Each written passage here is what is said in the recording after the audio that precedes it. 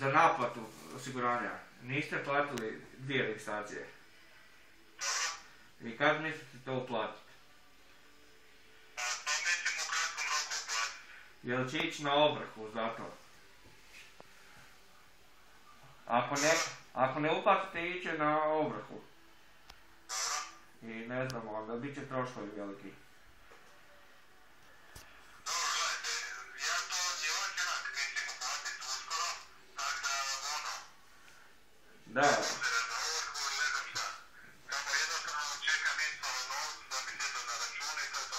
sve ja to razumijem, ali sudski ovršitelj je 5000 kuna.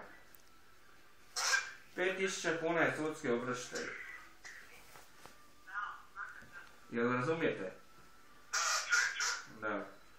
Jer bit će više troškova nego što trebate platiti.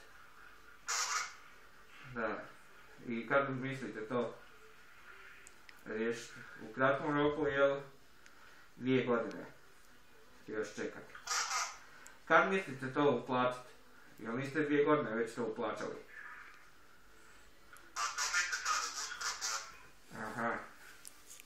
A dobro, onda se čujemo još. Ja ću vas zvati sljedeći tjedan. Može. Eto, hvala.